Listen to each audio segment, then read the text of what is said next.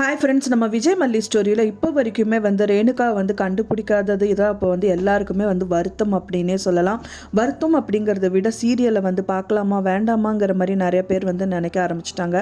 So அதை முறிக்கட்டுற வகையில் தான் பார்த்திங்கன்னா அவங்க வழியிலேயே போயிட்டு அவங்களோட ரூட்லேயே போயிட்டு அவங்களுக்கு பிடிக்கலாம் அப்படிங்கிறது ரொம்பவே சூப்பராக இருக்குது அப்படின்னே சொல்லலாம். ஏன்னா பார்த்திங்கன்னா இப்போ வரைக்குமே மல்லிக்கு ஒரு கால் வருது. அதாவது பார்த்திங்கன்னா வாசுதேவன் கிட்ட இந்த ரேணுகா ஃபுல்லாக சொல்லிட்டாங்க, இந்த மாதிரி ஃபைல் ஃபைல்குள்ளே தான் கதிரேஷனோட டெண்டர் விஷயத்துக்கான அந்த லாக்கர் கீ வச்சுருக்கேன். ஸோ அப்போ அதனால் இப்போ நீ டேரெக்டாக மல்லி கால் பண்ணினா மல்லியை செக்கப் என்னை கூட்டிகிட்டு வர சொல்ல. அப்படி வரும்போது அந்த ஃபைலோட சேர்த்து உனக்கு அந்த கீ கொடுத்துட்றேன் அப்படிங்கிற மாதிரி பேசி வச்சுருக்காங்க. ஸோ அதனால் பார்த்திங்க அப்படின்னா இந்த ரகு ஆனவர் கால் பண்ணுவாருன்னு நினைக்கிறேன். ஸோ கால் பண்ணிட்டாங்க அப்படின்னா மல்லியும் பேசதான் ஆரம்பிப்பாங்க. மல்லிக்கு முதல்ல இருந்தே எல்லாத்துலேயுமே டவுட்டு, ரேணுகா மட்டும் டவுட் கிடையாது, அந்த டாக்டரே உண்மையானவர் அப்படிங்கிற மாதிரி முதல்ல டவுட் இருந்துச்சு.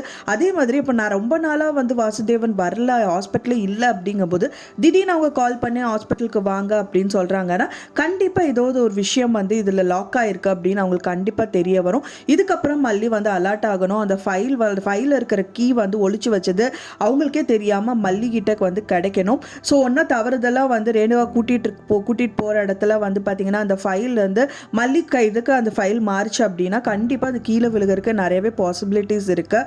ஸோ கீழே விழுந்து அந்த சவுண்டு கேட்டு அந்த மல்லி என்ன கீ இது அப்படின்னு சொல்லிட்டு ஆராய்ச்சி பண்ணுறதுக்கு நிறையவே பாசிபிலிட்டி இருக்குது. ஸோ இந்த மாதிரி ஏதாவது லாக் ஆனால் மட்டும்தான் இந்த ரேணுகாவாக நடிச்சிட்டு இருக்க அந்த சுடர் லாக் ஆகிறதுக்கு சான்சஸ் இருக்குது. இவங்க என்னதான் சுற்றி அவங்கள பிடிக்கணும் அப்படின்னு சொல்லிட்டு வலை வீச்சாலும் அது ஓட்ட பண்ணி வெளியில் வர மாதிரி தான் இந்த சுடர் பண்ணிகிட்டே இருக்காங்க.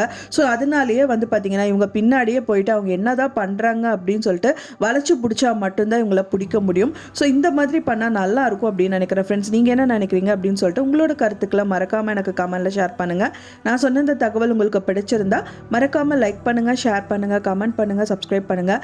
மேலும் இன்னொரு மல்லி சீரியல் அப்டேட்டோட நெக்ஸ்ட் மீட் பண்ணுறேன். தேங்க்ஸ் ஃபார் வாட்சிங் மை வீடியோ ஃப்ரெண்ட்ஸ். நெக்ஸ்ட் வீடியோவில் பார்க்கலாம்.